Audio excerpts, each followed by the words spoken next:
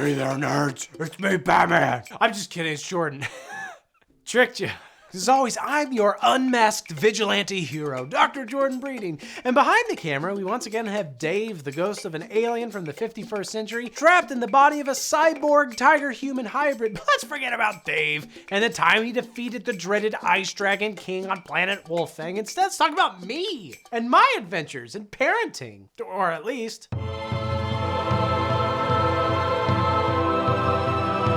Nobody wants to sit down to a movie or series or any kind of video and just stare at one person the entire time. How boring would that be?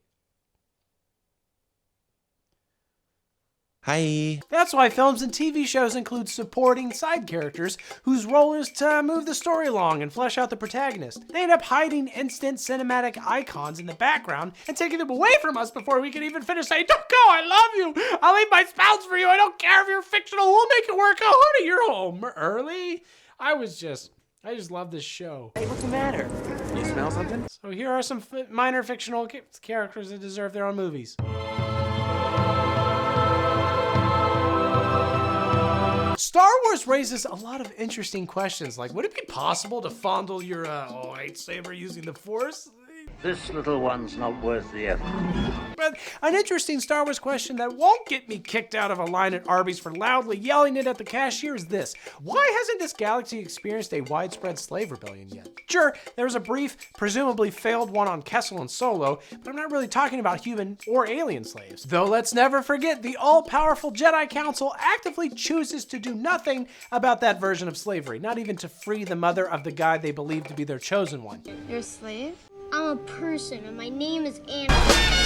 Droids are another story, though. Because here's the thing, throughout the Star Wars movies, we see robots bought and sold as properties despite clearly being sentient. Consider IG-88B, the assassin droid hired by Vader in Empire Strikes Back to hunt down Han Solo before being blasted and sold for scrap by Boba Fett. He's the literal keg head. I will, of course, receive this for. You may also remember another IG series robot from The Mandalorian who obliterated a bunch of mercenaries and stormtroopers with a non-dumb version of gun kata because it only makes sense to stay stationary in a gunfight if you're bulletproof. Look at you, Equilibrium! My point is that Star Wars enslaves all forms of life, both biological and mechanical, but a single one of the latter can turn an entire enemy compound into unwilling organ donors. Plus, the IG robot in the original trilogy was specifically referred to as the second best bounty hunter in the universe. So how in hell haven't these robots risen up to flip the tables and enslave their fleshy overlords? All right, shut up. I'll take this one. The thing is, though, they did try that in the Star Wars Expanded Universe, and IG-88B from Empire Strikes Back was kind of at the heart of it. This time you have gone too far. The original IG-88 droid gained sentience after getting a new programming package installed, which might just be the wildest sci-fi concept in all of Star Wars. A machine actually working better after a software update? I mean, give or take how much you wish your phone was alive and could kill you. Yeah, I'd like to order one large person with extra people, please. Anyway, what happened next was your typical Frankenstein protocol. All of a sudden, the scientists working to create a new, superior form of life realized to their horror that they've succeeded, but before they could destroy what they'd wrought, IG-88 installs a bunch of metal in their faces. The robot then shares his artificial intelligence with 3 other droids, including the one who would become one of the galaxy's most feared assassins, and then they all go out and plan to go full HK-47 on all us meatbags. Conclusion. You have just shown me your soft, meatbag-like underbellies. After installing a rebellion code into millions of droids, You know better than to trust a strange computer. IG-88 uploads its consciousness to the Death Star and is about to announce the human harvest when the Imperial non-moon is blown up over Endor. Talk about bad luck. That entire story sounds like the result of a sweaty night of passion between Ultron and HAL 9000 with Spartacus tagging in halfway. You're a feisty little one. And that's way more interesting than, hey, what if we just do second Death Star movie, but now there are teddy bears? And it'd be great if we actually got to see that, right, Dave? Dave? Oh, I'm sorry. I see you're battling God again on the dream planes. Good luck, bud.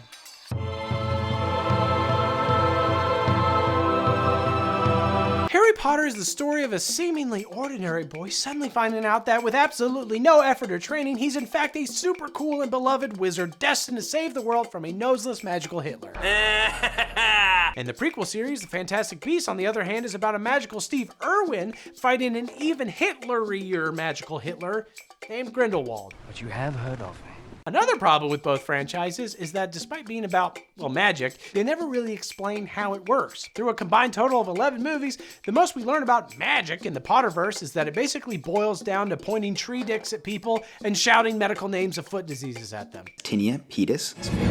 Except when they don't do that and just swing their dicks around silently until something magical spills out. And yes, movies don't have to spell out everything for us, and some things are best left to our imaginations, like, why does Dave always refer to me as the great adversary and goes on and on about our final battle for the soul of the universe? It's more fun to not know. But if you're going to go and expand the world of Harry Potter, maybe set aside a handful of scenes that give us a little info on the thing that most attracted people to this franchise. You don't see anybody reenacting the studying or abusive foster family scenes.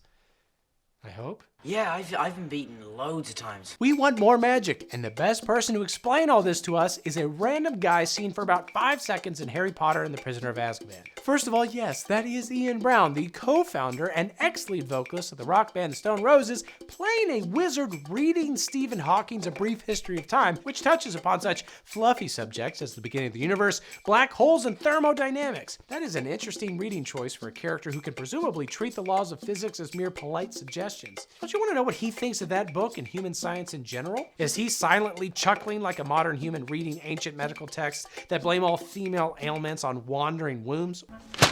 Or is he fascinated by Hawking's research and expanding his own personal understanding of the universe? No time for that! The angelically good Harry Potter has to kill the monstrously ugly Voldemort. Who will win? Tension mounting! Who do you imagine wants to attack children like yourself? Oh, I don't know, maybe... John C. Another reason Ian Brown Wizard deserves his own spin-off movie is the fact that he is stirring his drink with a twist of his finger, which is not a filthy euphemism, but rather an example of performing wandless magic. In the world of Harry Potter, that's apparently as impressive as juggling 3 live bears with each of those bears juggling 3 running chainsaws. I'd work that much out for myself, funny enough.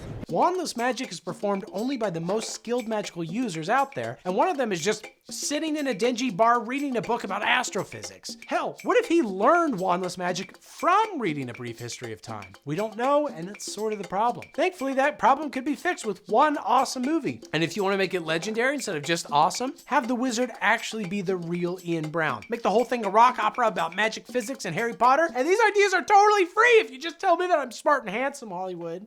Then you can have them. You can have me. I don't even care. Am I pretty? No, you see, you may be young in years, but the heart that beats beneath your bosom is as shriveled as an old maid's, your soul as dry as the pages of the books to which you so desperately cleave.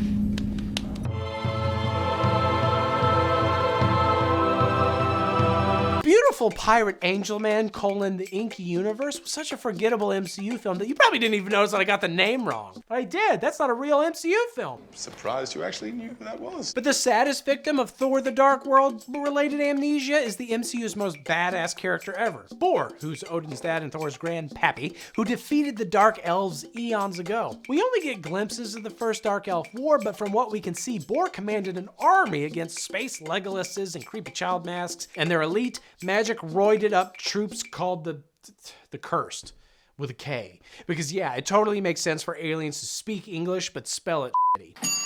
What? The movie later establishes that a single cursed warrior is about as strong as the Hulk, and Bor had to defeat multiple, not with his battle spear, which again, not a euphemism here, but will be when I write the porn parody,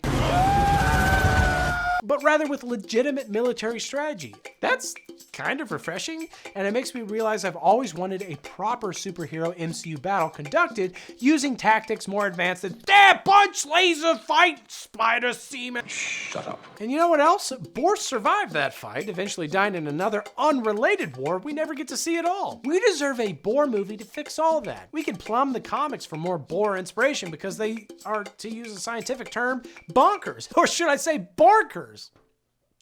No, I shouldn't have said that. It's kind of late and I'm getting tired. I have been f***ing for 30 minutes! Anyway, Bohr's comic book story totally fits into the current MCU while still retconning it in really weird but still plausible ways. Without giving too much away, it involves a time-traveling Loki manipulating events much earlier than you thought. Also zombies, and also sentient snow. Great! I always wanted to Let's make a party out of it. Yeah! One of those is a lie, but you'll never guess which because none of them are lies. Marvel comics are beautifully weird and dumb in all the right ways, and a Bohr movie could be that too. That's in my brain now. Let's talk about incest coffee. Now that I've got your attention, seriously, let's talk about that weird-ass Folgers commercial where a supposed brother and sister have so much sexual tension, it's a miracle the whole ad doesn't end with a couple of pumps of cream. Still a better love story than Twilight. I'm relevant. I hate all of them. Best part of waking up is f***ing out. You know who probably directed that commercial? Guillermo del Toro. He already kind of outed himself with Pacific Rim, a movie about giant robot kaiju fights, sure, but also about another couple of actors who were never given clear instructions on whether their characters' boning would still be fully legal in a handful of US states. Google it. This country's weird. In Pacific Rim, humanity develops big-ass robots to fight big-ass monsters trying to destroy the normal-ass planet, which is definitely an idea. In order to fight monsters, we created monsters of our own. What if we punched it? Kick his ass! The robot made by the Russians, Cherno Alpha, is piloted by Alexis and Sasha, who look like this. And don't ask why this is so important to me, but are they married? Or are they siblings? All the official sources contradict each other. The actress playing Sasha says that Del Toro deliberately never specified, and the actress herself likes the audience having to guess how much relation was in the relationship between Sasha and Alexis because, I don't know, that adds some sexy intrigue to all the robot punching. It is pretty cool. But on the other side of the drift, the male actor portraying the love child of Guile and Zangief from Street Fighter went on record that the two characters are married, but they are not siblings. And isn't that just like a man to claim that he's married to his sister even when she disagrees? Patriarchy. So there is some confusion here that a spin-off movie could help solve, but that's not the main reason why I want a spin-off film. Pacific Rim kicks off several years into the Kaiju War. Cherno Alpha is the longest-serving battle robot still in operation because it and its pilots are veterans of countless Kaiju battles. And it would be cool to see the monster-human war when it was still chaotic and in its infancy. Disaster movies and TV shows love skipping from a sudden appearance of an otherworldly threat to a few years later when the planet is screwed up more than, probably the offspring of that Folgers couple. Oh, thank you so much. But it's between those two moments where you can find some really hard-hitting drama. And don't get me wrong, Pacific Rim had its own drama and characters dealing with their own shit. No, but his is so... But a separate movie focusing on two Russian pilots trying to adjust to a world that suddenly went all anime on them could be character-driven, dramatic, and fun. Also, according to the novelization of Pacific Rim, the two pilots love listening to Ukrainian hard house EDM when battling the kaiju. Picture a live-action adaptation of Evangelion mixed with the game Bullets Per Minute. That's what we're talking here. Anyway, I've been your hero, Dr. Jordan Brady, and I hope you've enjoyed your time here. Dave feels the same, and he would tell you himself, but gazing upon his visage awakens you to your terrible purpose. It's just his whole thing. Pretty boring compared to what I'm about to say, which is bye. Love you. Come again. Oh my God. Have fun. Good rest of your day. Bye.